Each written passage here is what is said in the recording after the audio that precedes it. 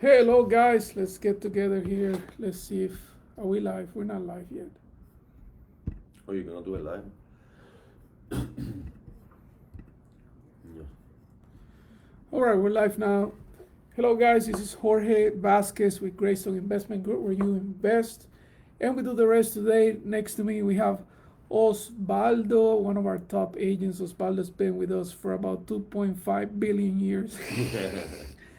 Osvaldo, you've been an agent for what, 22 years so far? 22 years licensed in Florida, yes, and counting. And it's amazing how much even as a broker, how much I learn from you. Thank you for being part of this team every day. You feed me so much information, and you out there in the real world. Okay, I'm here in the office thinking things are one way or the other, and you're telling me, Jorge, things are different because you out there, you're fighting the battle. Okay. And same here, like sometimes you gotta calm me down and things that I forgot and you run across all the time as a broker, and I'm like, oops, I didn't know that one. So I think it's a very fair trade. Awesome, awesome. So today we're going to talk about. I'm so passionate about this topic because when we think about real estate, and I'm guilty of doing this. When I think about real estate and what I've been doing in the past 20 years, I make the mistake of taking a no for a no very quick. Getting discouraged anytime you're trying to sell a property, or you have a listing, you have a potential buyer, the buyer says no. For whatever reason, we tend to just let it go. Most of us, we just say, oh, okay, the person doesn't want it. We don't try to convince them to buy. We never, ever, ever take the time to really try to push your product. And I agree, and I myself, I'm guilty of that. I gotta push myself every time because ultimately, yeah, we are to help our clients, to help the transaction go smooth and fairly, but also we are there to be salespeople. And the best person, the best lead you can get is somebody that told you no. You already spoke with them, you already got them on the phone, they already know what you're talking about. So sometimes you gotta get back with your people. I always keep every person that showed any interest in any of my properties, and I follow up, and they say no. I try to talk them into it. Sometimes you can win them all, but any change that I have in my property as we progress, if we update something like offering bonuses or we reduce the price, I keep them all on file and I send them an email again. Hey, did you know that property that you were looking at 3 weeks ago? We're now offering $1,000. I have made a sale. I got many testimonies that I made that work just by doing that. You always gotta. There's not an exact recipe, but every time try to use those people that showed interest and reel them back in. More often than not, you're gonna get results. You'll be super surprised. It's amazing, Osvaldo. Amazing, amazing, amazing what you were able to do with this last transaction. If you ask me, I'm your broker, right? I'm the one that's supposed to be pushing you and telling you, hey, be persistent. But I couldn't tell you I would have had advised you to do that. I would have probably said to you, all right, move on to the next person. And the fact that you went back to a previous interest buyer, convinced them, told them the reasons why this is a really good deal, it just blows my mind. That you go back and it reminds me like a car dealership. Those salespeople in the Yes, cars. you gotta. They're persistent, and a lot of times we don't use that in real estate. A lot of times it's like, well, they say no, let's move on. But you stay very close to anybody that has shown any type of interest. You're really good about that. If those 4 or 5 people that show some sort of interest, Osvaldo's gonna get back to them, and he's gonna try every angle possible. Why you're not buying? And that is amazing. I could tell you there's a lot of agents not doing that as well. And sometimes, like I said myself, but you gotta know when to do it. If you know it's an investment prop company that you already had experience before and they're offering like $100,000 less than asking price, those guys, I know they're not even responding to the phone or whatever. But then when it's a client, an actual client that talked to you, that tells you, and you can feel that they actually wanted the property, even if they say no, you may have to come back and look for ammunition to and build a case.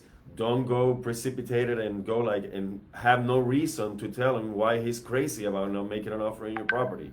You must like build your case. So in this case, I went like I gave him this analogy. I told him right now, if I had 10 people pre-approved or cash for $250,000 looking in that neighborhood, I will find them nothing. And you guys are nuts not to make an offer on this property when there's nothing more. And the guy texted me back next morning saying like, let's talk. And we got on the phone. We met the minds in pricing. We got it on the contract same day. You gotta actually, it's very competitive. You cannot just do videos and all that. It works wonders, but you also gotta put the old school approach to it as well. That's amazing. I would challenge all of you to start asking why. That is the key. Ask why. Why you're not buying. Why don't you want to put the offer? What is it about this deal that is turning you off?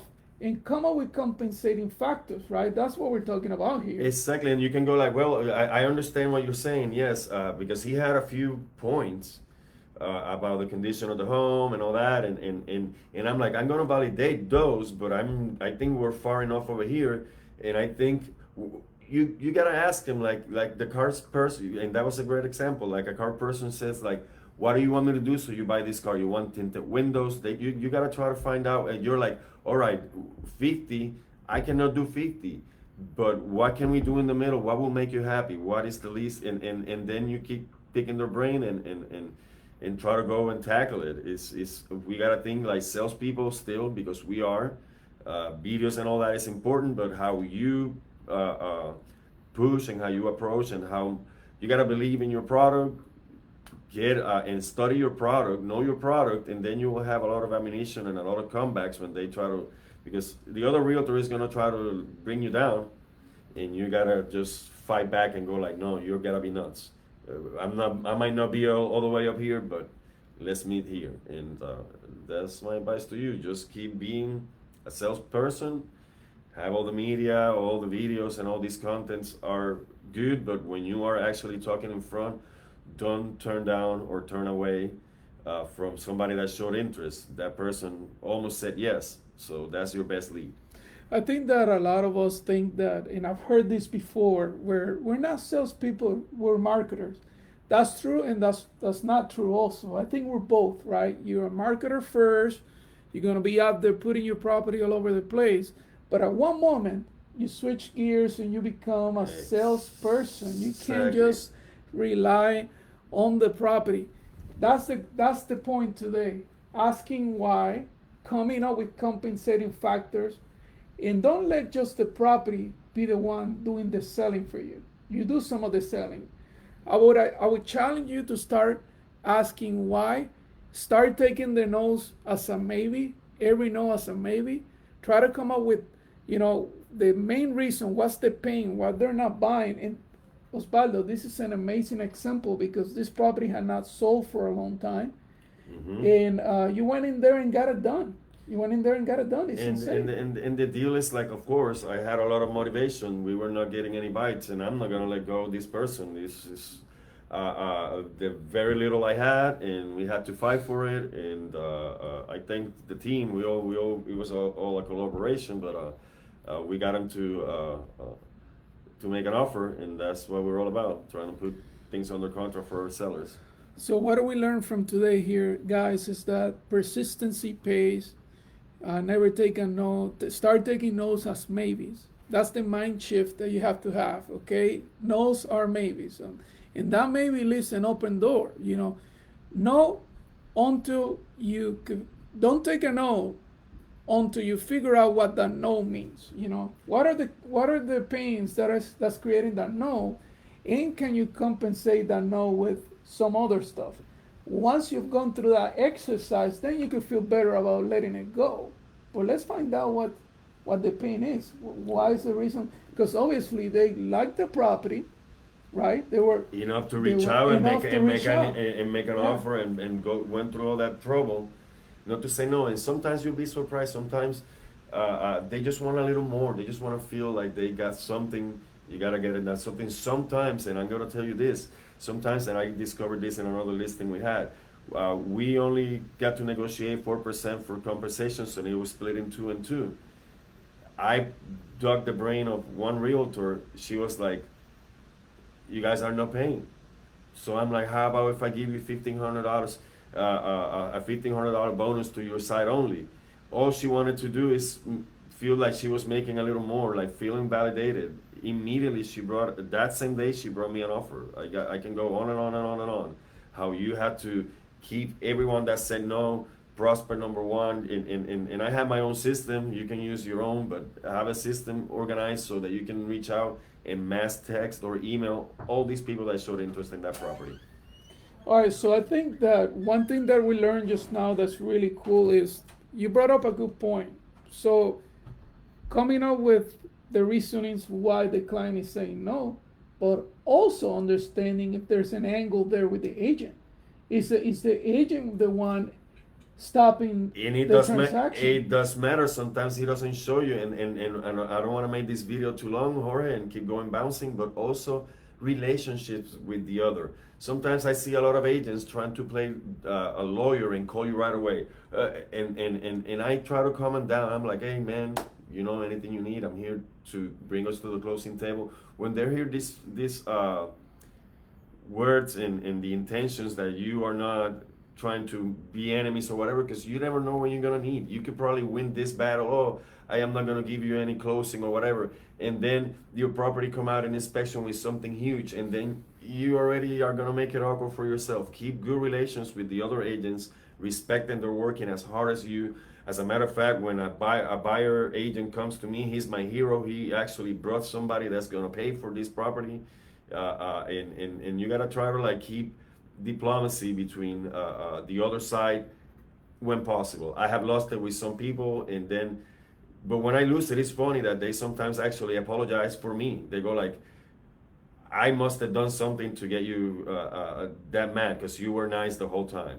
So my bad. You know, they realize that they crossed the line, but always try to keep good relations with the other side. You might need them, and you will be surprised. At the last minute, you might need them to be your friend.